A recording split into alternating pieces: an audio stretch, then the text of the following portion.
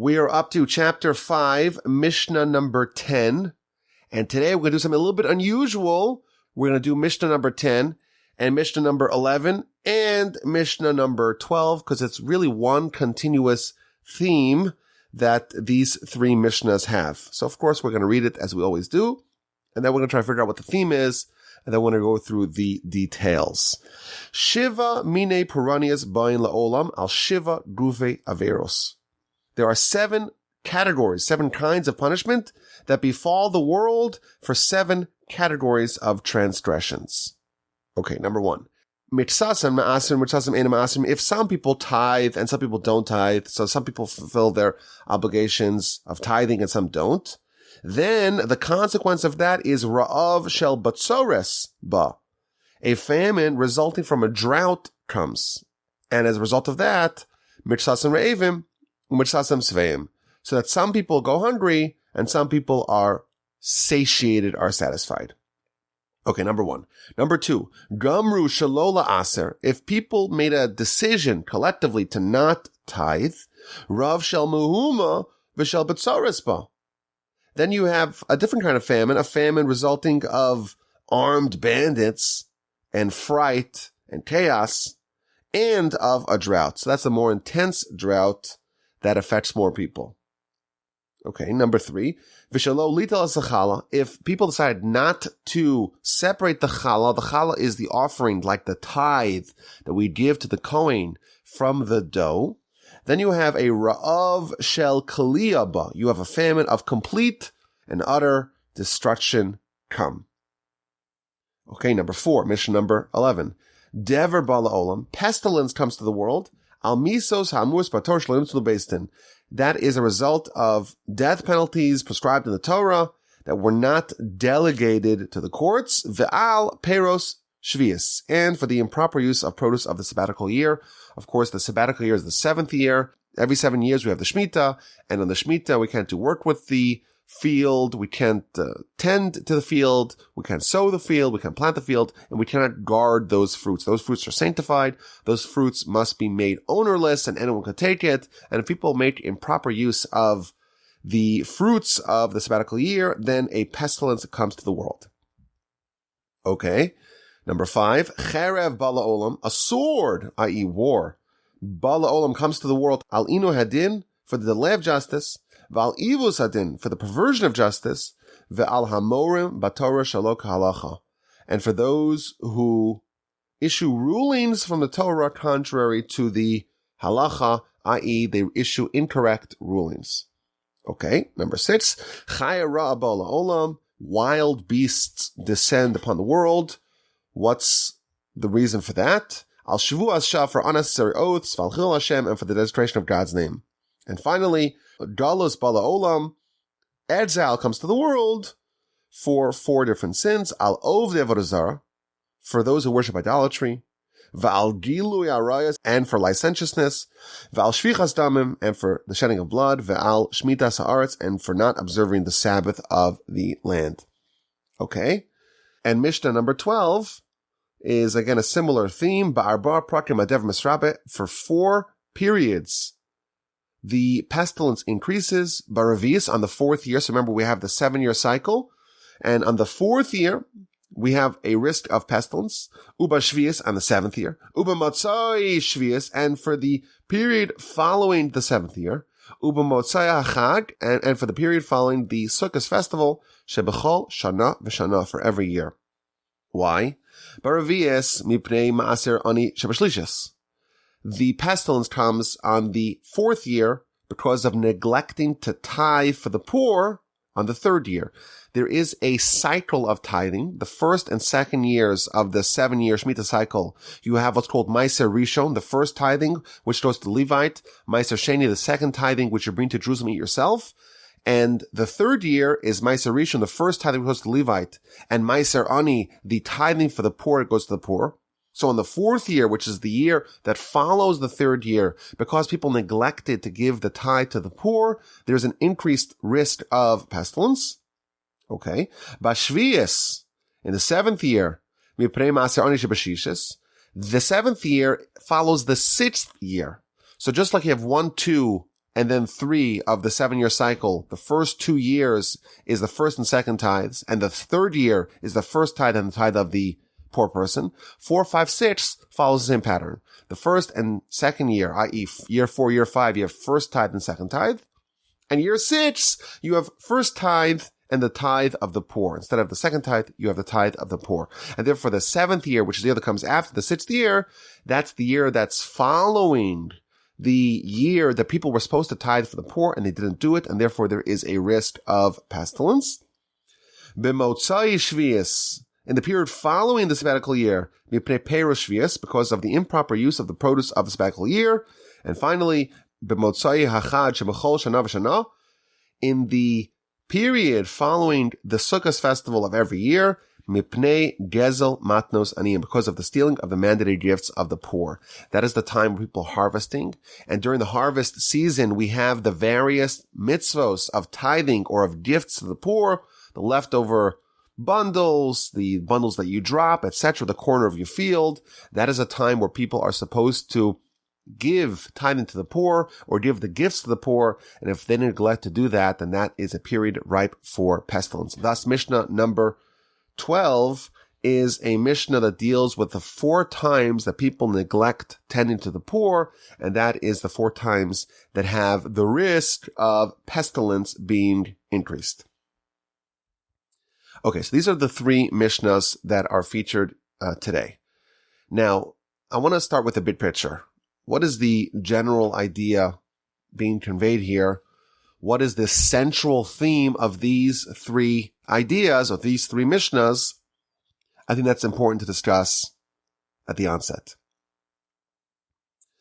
And I think it's a little bit difficult for us to process this idea, because what these Mishnahs are telling us is that there's a specific cause and effect for various transgressions, for various sins that lead to various punishments or various bad consequences to humanity.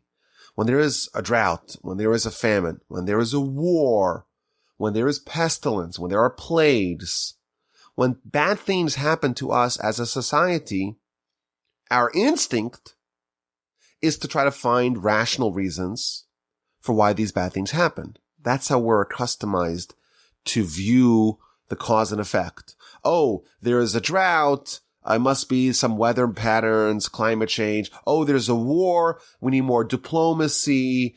Oh, there's pestilence. Maybe we need better vaccines and the like. And this Mishnah is telling us that the Torah's perspective on these bad things is that they are the result of spiritual reasons. If there's a spiritual deficiency, then that's going to be manifested in some sort of physical consequence. And thus, this is an entirely different mindset for how to process bad things happening in the world. Our instinct is to say, let's try to address the problem, try to find the root cause of the problem, and try to solve it, or try to create better systems for combating it, or for addressing it, for remedying it. That's our instinct. And here, this Mishnah is telling us that there's something called God. And God is intimately involved in our lives. And the Almighty wants us to make sure that we're on the right path. And when we veer off the path and we start to neglect our responsibilities, then the Almighty says, I'm going to throw them a curveball. I'm going to make their life a little bit difficult. And the purpose of this, even though it's addressed as a punishment, it's perhaps also a wake-up call. When we are veering off course and the Almighty wants to get us back on course and He loves us and He loves us like a child, He's trying to get our attention. And if we fail to listen, He's going to up the ante. And if we do listen and we address the spiritual underpinnings of the physical manifestations, the physical bad things that happen to us, then the Mishnah again is intimating that if we didn't have those spiritual sins, we wouldn't have those physical consequences. And thus, when bad things happen to us, this Mishnah is telling us that the mindset we must adopt is to try to look for the spiritual reasons why these bad things happen to us, address the absolute root cause, And once the root cause is addressed, then the manifestation, the symptom, if you will, goes away as well. So this is an entirely different way of viewing bad things happening in the world. Now, I think that this discussion really falls into two categories. When bad things happen to an individual, that's a message for the individual. When bad things happen to a collective, to a region, to a state, to a country, to humanity at large, then that is a different kind of message that's addressed at the public, at the collective. And we're trained in both instances to view the bad things as messages from God. And the deeper idea here is, if you look at the prophets are doing this all the time. The prophets are almost like the message boys, the errand boys, the couriers of the Almighty's sentiments towards the people. If the Almighty is happy with us, well, then we'll have a good message. If the Almighty is disappointed with our behavior, meaning He loves us and He wants us to do good things and He wants us to benefit and He wants us to have pleasure. He wants us to have a good life. And when He sees us going off course, He sends a message via the prophet. And the prophet gathers the people and he riles them up and gets them excited to go repent and to go improve their ways and to go mend their behavior. But alas, we no longer have prophets. We no longer have prophecy. So how are we supposed to know when we're going off course? How are we supposed to know when we are veering further and further away from the proper path that the Almighty has planned for us? How does He convey the message? There's no prophets. That's what this Mishnah is talking about. This Mishnah is telling us that the Almighty does give us, so to speak, quote-unquote prophecy, but it's not prophecy via an intermediary, via a person. It's via what we would think is natural phenomena of the world. Oh, periodically there's a drought. Oh, periodically there's an earthquake. Periodically bad things happen. Look at the course of human history. Wars happen. Wars are almost a constant. It's a natural phenomenon. People are going to get into disagreements. There's going to be a war. Oh, pestilence. Things like that happen. The Mishnah is telling us that these things are the replacement of prophecy. These things are the Almighty's messages to us, and they're tailored and targeted for specific sins. Specific sins, when we say a sin, we mean veering off course, not following what the Almighty wants us to do. And on an individual level, each one of us is a recipient of prophecy when bad things happen to us on an individual level. And this Mishnah is not talking to us as individuals, it's speaking to us as a collective. But elsewhere in the great literature, we find that this principle applies to individuals as well. So the Talmud tells us, the book of Brachos, page 5a, if a person sees that suffering befalls them, the person should examine their ways, examine their deeds, examine their behavior. And quotes a verse in scripture to this effect. Let us inspect our ways. Let us inspect our path. Let us investigate and inquire and return to God. In effect, what it's telling us is, a bad thing happening to you is a message, is almost the equivalent of a prophecy from God. He's sending you a message, and you have to try to reverse engineer what the message is. Find the flaw, the gap that the Almighty is trying to help you discover and fix it, and the symptom goes away. A physician is trained to gather the data and to try to diagnose the problem. If someone has a collection of symptoms, so you could play whack-a-mole with all the symptoms, but you're not going to solve the problem. You have to discover the underlying cause of the malady, of the illness, of the disease. And the disease is manifesting itself with these symptoms, and each one of those symptoms is a clue, and you try to compile those symptoms to try to figure out if you could discover what the root cause is. And that's what this Mishnah is telling us. And our sages tell us this by individuals as well. When you have problems, those are symptoms of your spiritual malady. There's at least one opinion in the Talmud that you should never go to the doctor. The only reason why you're going to a doctor is to solve your physical problems. But hey, if your physical problems are just manifestations of your spiritual shortcomings, then just solve the actual problem and the physical problems will go away. There's at least one opinion like that in the Talmud. Now, ultimately, we say, you know what? We're humans. We have to go to the doctor. We have to treat physical maladies, at least on one level, in kind of an isolated physical way. Go to the physician, find the medical care, treat it medicinally. But certainly, this is not to ignore the fact that we must also treat it spiritually as well. And again, the Talmud tells us, you have bad things? Try to find the underlying spiritual root. Well, what if a person examines every one of their ways, says the Talmud. Every one of your ways. And you discover that in every single area you're perfect. And you cannot find the flaw in your character that would warrant this bad thing happening to you. Well, what now? What's the message from God? Says the Talmud. Oh, in that case, you should attribute it to lack of Torah study. Because you know what? Everyone has time that they waste.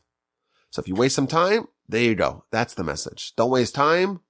Use your time judiciously. And that's the message.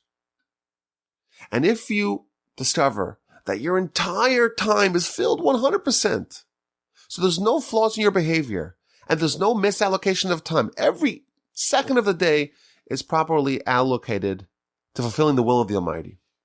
So why is the Almighty giving you this message?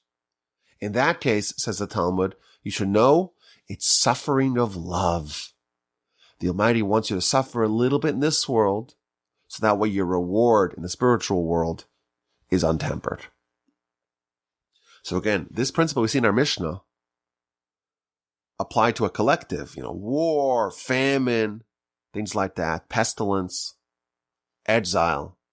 The same principle applies to a smaller little world, namely to an individual. When bad things happen to you, those are symptoms of the underlying spiritual cause. But again, it's deeper. That is a prophecy. It's the Almighty sending you a specific, tailored, targeted message of what exactly it is that you need to work on. And you have to figure out, examine your ways, go through your behavior, catalog your behavior, discover exactly what it is the message that the Almighty is trying to send to you. And that's a very individualistic view on what's happening to an individual. In our Mishnah, we see an instance or several instances, where the individual is ignored. And the individual is treated as part of the collective. And this is what we would call collective punishment. Because, again, we have a case where there is national transgressions, if you will, but it's not every single individual. And nevertheless, everyone suffers. And this introduces us to another important pillar of this Mishnah, namely the idea that sometimes the individual is immersed in the collective, and the individual has no, so to speak, grounds to stand on to say, I am different, treat me as an individual, because sometimes people are viewed not as individuals, but rather as part of a collective. The Talmud tells us in the book of Baba Kama, page 60b, that once there is permission to the angel of death, to the destroyer, to destroy, he does not differentiate between the righteous and the wicked. Meaning, there are times where the role of the individual is ignored and he or she is just judged as part of the collective. Now, there's a critical point to this general subject that's featured in the Talmud, the book of Shabbos, page 55a. And this is a description of the destruction and devastation that occurred at the end of the First Temple era. And the Talmud begins that the Almighty always keeps his word when it is for good, with one exception. It only happened once that the Almighty said something good is going to happen to humanity, but retracted it and made it bad. And what is that instance? So it tells us that the Almighty told the angel Gabriel, go and inscribe the letter Tuf, which is the last letter of the alphabet, of the Hebrew alphabet, write that in ink on the foreheads of the righteous. Because when I unleash the angels, I unleash the destruction. I want there to be a sign on the forehead of the righteous that they shouldn't be touched. They should not be controlled at all by the angels of destruction. Similar to what the Almighty did. If you look at Rashi, he did to Cain. The Almighty inscribed on his forehead something that will protect him. And then I want you to go, says the Almighty to the angel Gabriel, I want you to make a tuft on the forehead of the wicked, but not out of ink. Make it out of blood. Because I want the angels of destruction to go after them and destroy them. So the Almighty is essentially separating between the righteous and the wicked. The righteous, we should protect.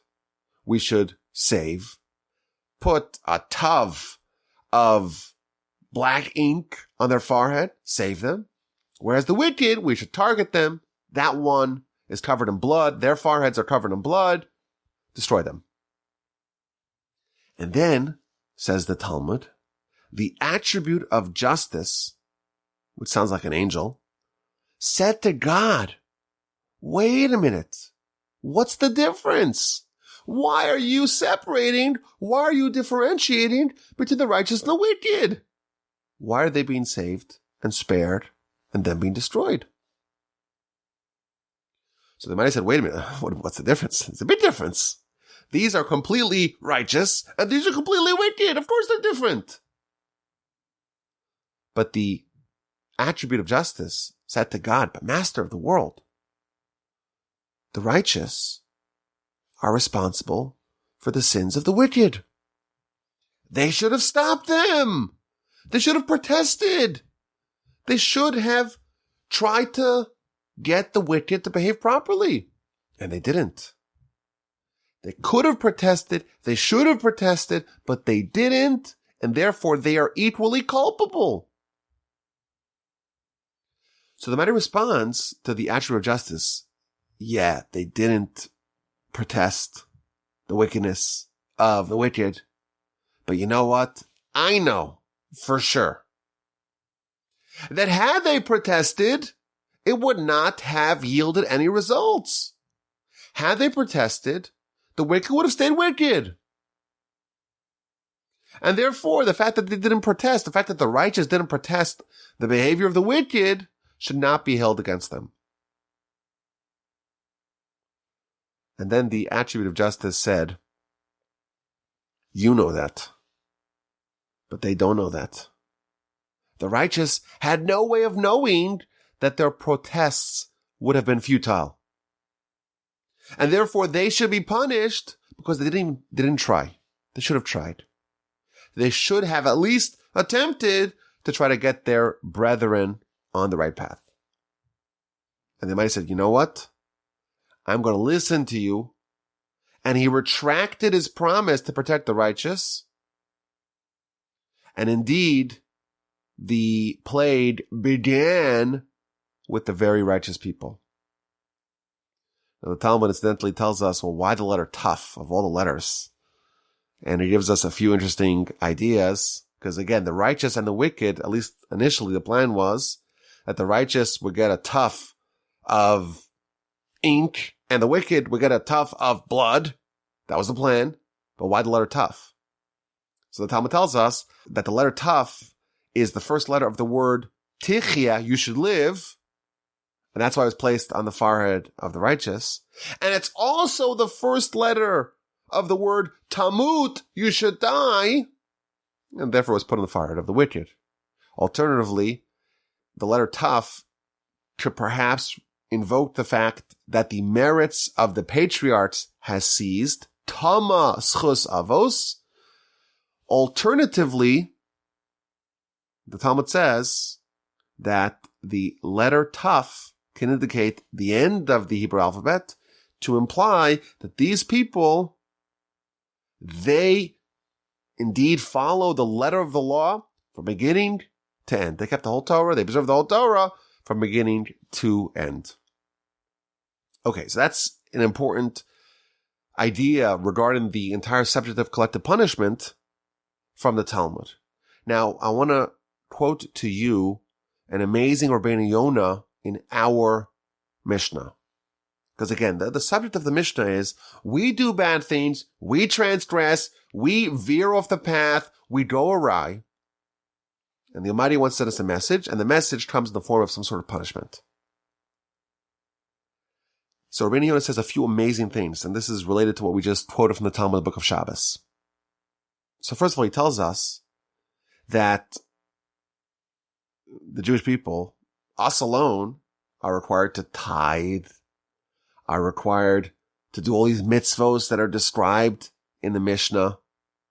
If there's a famine, if there's a drought, that affects the entire world and affects Jews and non-Jews alike. And if the reason for it is us not obeying the Torah, why should the non-Jews suffer? Isn't that an interesting question? So he says, number one, that the way this actually works is indeed because the Jewish people sin.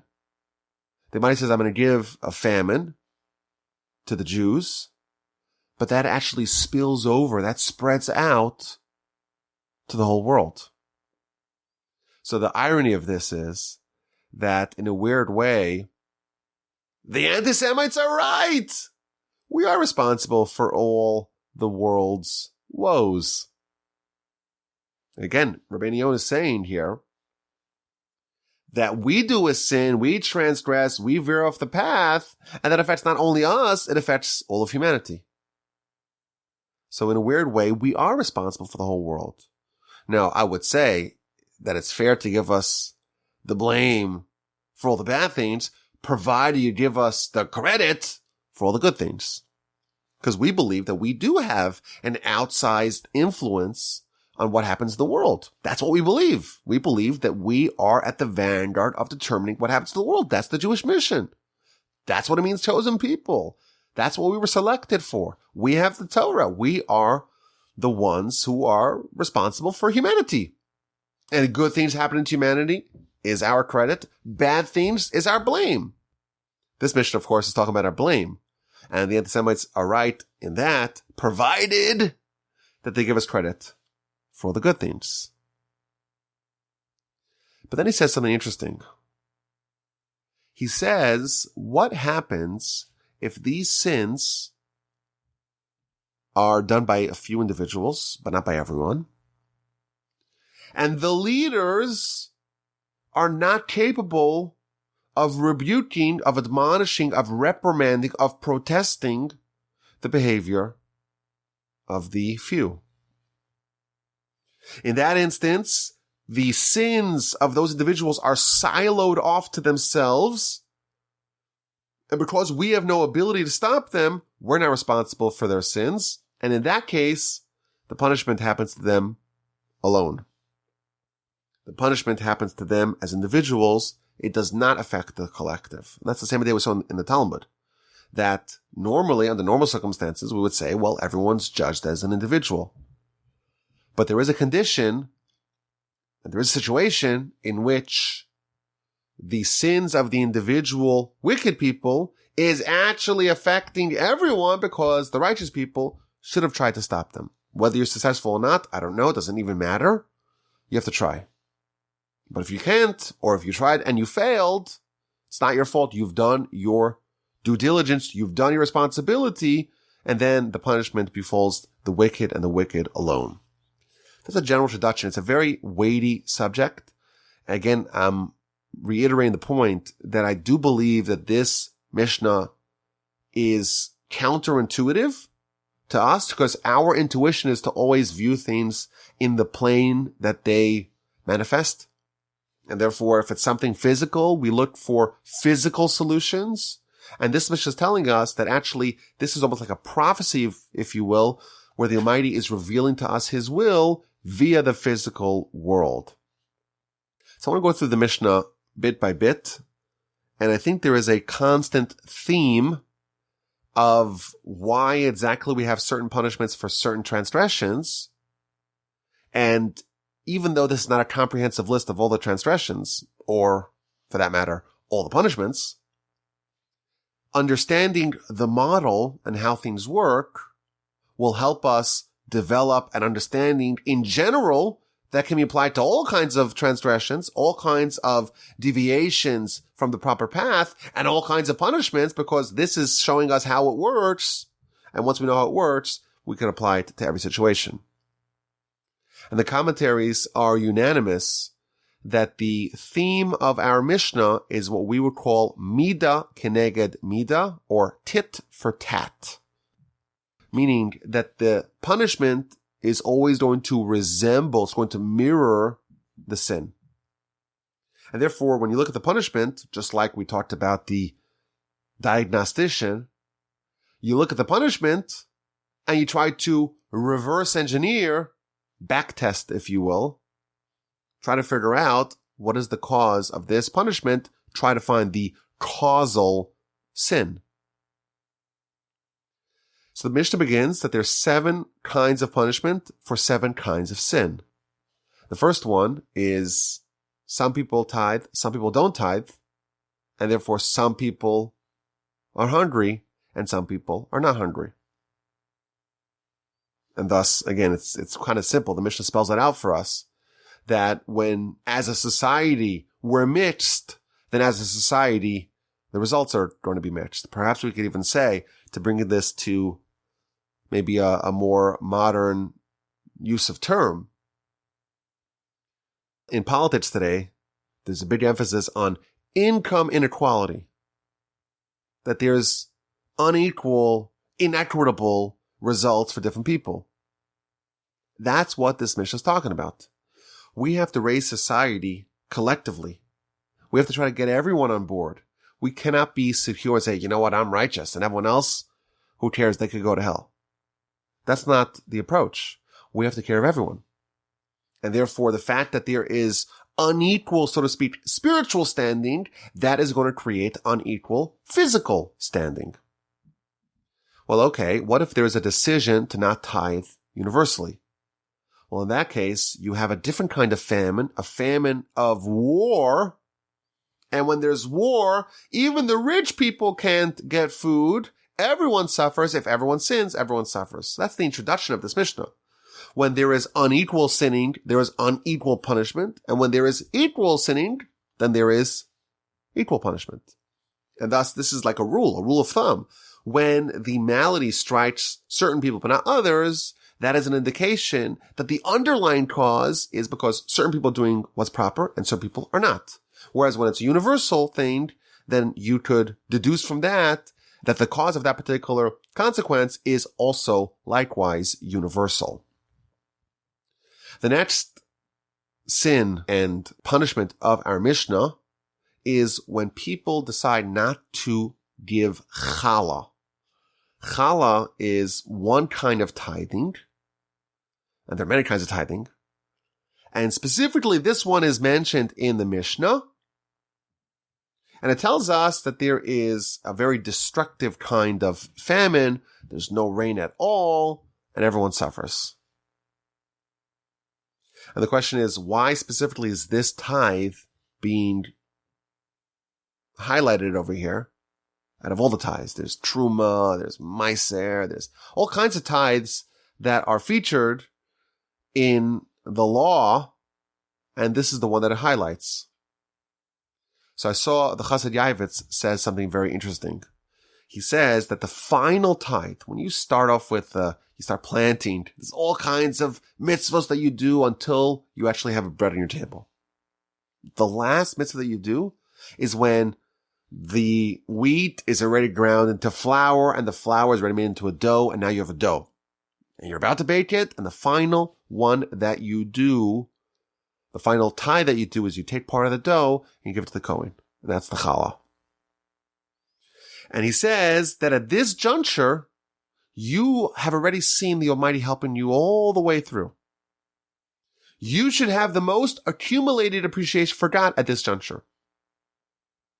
And when things are so good for you, and in that instance, you forget to acknowledge that, to acknowledge the goodness, and to thank God, in that instance, there's a specific kind of consequence that comes because that is a specifically egregious kind of lack of gratitude. And then it talks about what happens when there are punishments not meted out by the court. So the example for this here is you have pestilence. Pestilence doesn't differentiate, like a plague, doesn't differentiate between the righteous and the wicked. And in that instance, that is the result of the court not differentiating between the righteous and the wicked. Justice is about finding who is innocent and exculpating them, and finding out who is guilty and convicting them. Justice is all about figuring out exactly people's standing. And when that is neglected, when that is not done properly, in that case, people are viewed universally, and then a plague can indeed ensue. And the next one that it tells us is that a pestilence, a plague, comes for people who don't treat the peiros shvius, who don't treat the fruits of the seventh year properly. Well, what are you supposed to do with the fruits of the seventh year? You're supposed to make it ownerless. You're supposed to allow anyone to come and take it. And therefore, it is fitting, it is tit for tat for a plague to come, because a plague kind of doesn't differentiate. You are supposed to not differentiate between who gets to take your fruits. Everyone can take it. Anyone can take it. And the fitting punishment for that is that anyone could be afflicted by a plague. It doesn't differentiate. And then it tells us that when there is a sword, i.e. war, that comes to the world, it's the result of the delay of justice, the perversion of justice, and for ruling in Torah improperly. The commentaries point out that this is actually featured in Scripture. If you look at the end of Leviticus chapter 26, it says it clearly that for lack of keeping the Torah and its rules, you indeed have a war. And the next thing we read about is when there is a wild animal that descends upon the world. And that is the result of unnecessary oaths. An oath is us using our mouth. And our words are our superpower. And the greatest differentiation between man and beast is the fact that we could speak. When Adam is endowed with the spirit of life, the Onkelos translate that to mean that he became a speaking being. We could speak, we have interdependence, we could work together. That's what makes us different than animals. When a person does not utilize their power of speech properly, then they become indistinguishable from animals, and it makes sense that an animal would attack them. In fact, the Talmud actually tells us in the book of Sanhedrin, page 38b, a wild animal only controls a person if that person appears to that animal to be an animal as well. And the deeper message is, if we don't harness and vigorously protect our superpower, our ability to speak, and we use it lackadaisically, nonchalantly, we just make oaths and we say things and we do things with our mouth improperly, we become fodder for the animals. And finally, we have the 4 reasons why exile happens, and that is for idolatry, for licentiousness, for bloodshed, and for not observing the Shemitah. And again, the commentaries point out that all these are featured explicitly in Scripture. In chapter 18 of the book of Leviticus, it says that the land will vomit us out. And similarly, chapter 26 of Leviticus, it talks about the land will be disgusted with us.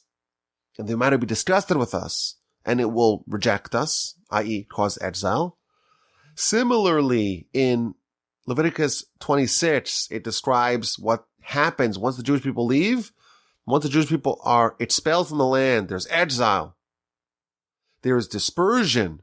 Then the land will finally have its Shemitah.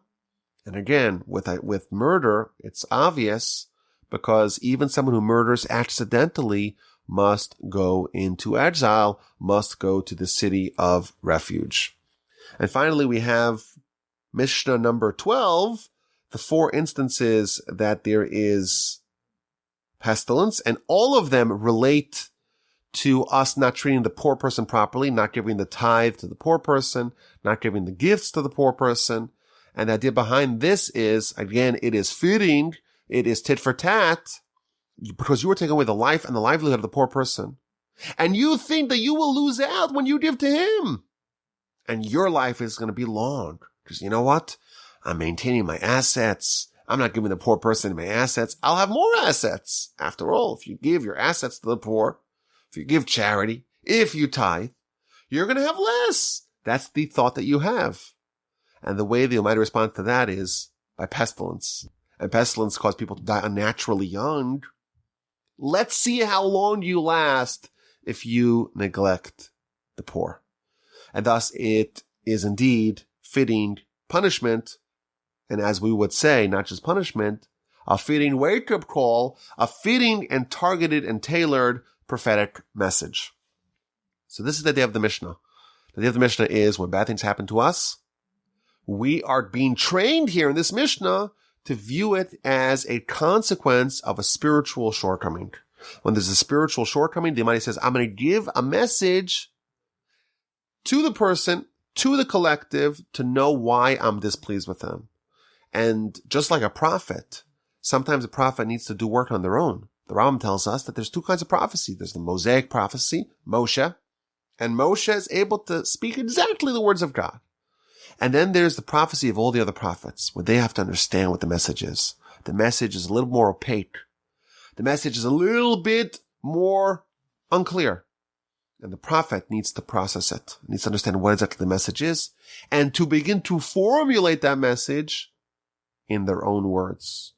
And that's why the Torah comes to us only from Moshe, because only Moshe has the unadulterated word of God. So when bad things happen to us, both as individuals and as a collective, like a prophet, we have to try to figure out what the message is. What is the tit for tat? What exactly is the Almighty doing for us? And again, it gives us here a long list of examples, but this is not a comprehensive list. But this should train us to understand the modus operandi here of how exactly the Almighty operates with us, how He works with us.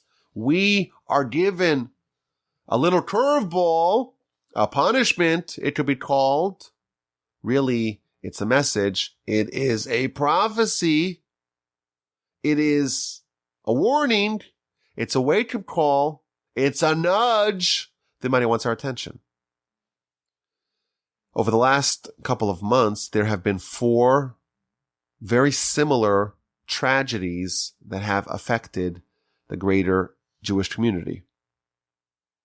So in Lag BaOmer, we all know what happened in Lag BaOmer. In Meron, in one of the biggest Jewish events of the year, there was a crowd crush and 45 Jews died. People were crushed to death. And then a couple of weeks later, in one of the Hasidic courts of Jerusalem, a bunch of bleachers collapsed and 3 people passed.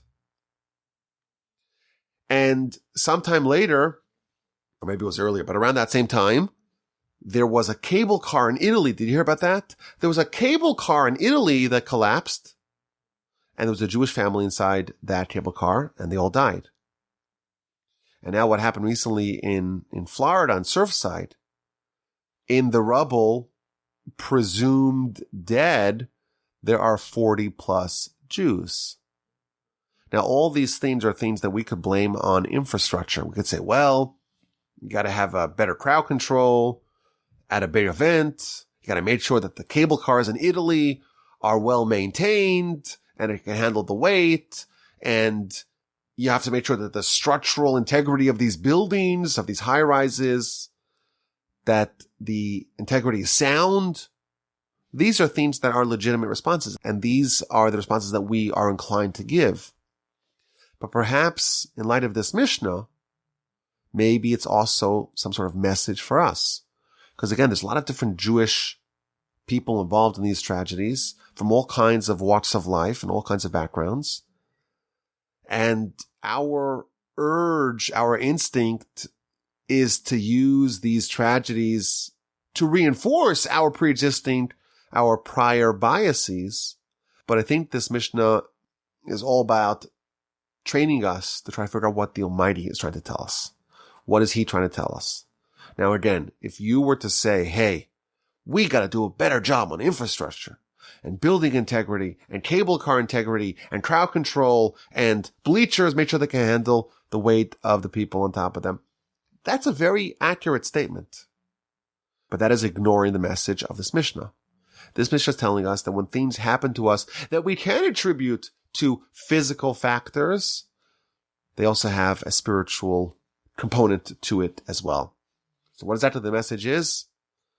You really need a prophet to know 100% sure, but the exercise of trying to figure out what exactly it is, that too is valuable as well. And I think in light of this Mishnah, it is incumbent upon us to do that exercise ourselves.